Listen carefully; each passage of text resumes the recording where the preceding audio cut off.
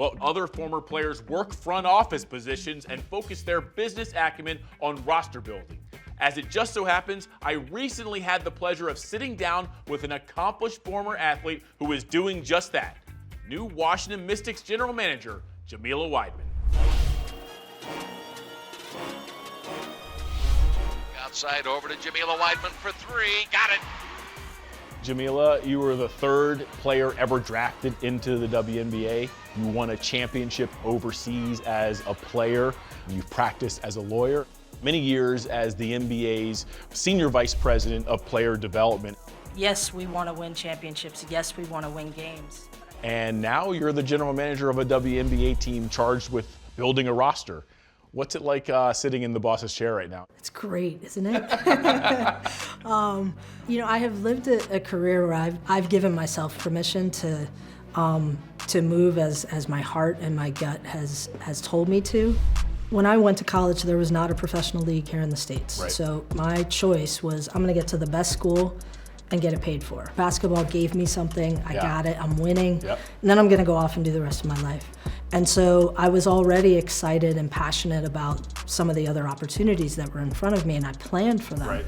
The WNBA happened my senior year. The blessing of that is that everyone around me expected and encouraged me to imagine myself outside of the court. And so I think I've carried that and tried to make sure that every player gets that chance too. I think that's a little bit of what being a general manager is about. It's a people business. It's a people business, and I think of it as a role that's really to create space for other really talented people to get into and do their thing. One of the unique experiences of athletes is you are making money and you don't know when that is going to stop. And so having a sense of building both for a short-term and a long-term future is not easy.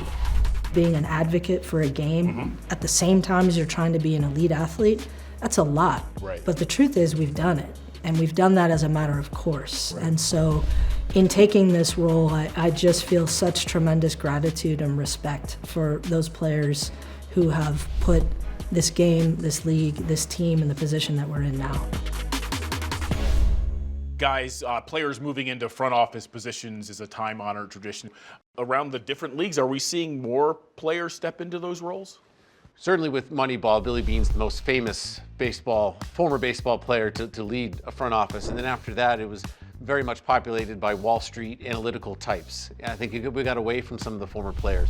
But some of that data literacy is reaching the clubhouse now, and some really dive in. And that's why I think you're starting to see a little bit of a resurgence. And Don, they're probably picking your brain because they probably want your seat eventually. They want to, not your seat, but they want to go into the front office. For sure. They want to use their expertise in the sport to be a decision maker at the team level. But then you also have others going in different directions. Sam Fuld was someone who had been the Phillies general manager, but now he's going back to Wharton with the intention of leading the Phillies business operations. You know, something I picked up from Sports Business Journal, 94% of female C-suite executives played sports when they were younger. Why is that? Determination, the drive, the competition that you go through as an athlete, the managing time. Leadership qualities, absolutely. You know, the business world used to tout how much they love competing against one another. In the industry, we're doing that in the front office. Why wouldn't an athlete want to do that? And I'm sure when you look at a resume of a young person you're considering hiring, you certainly look to see if they played sports, because all of those attributes teaches just a better, well-rounded young person or future executive.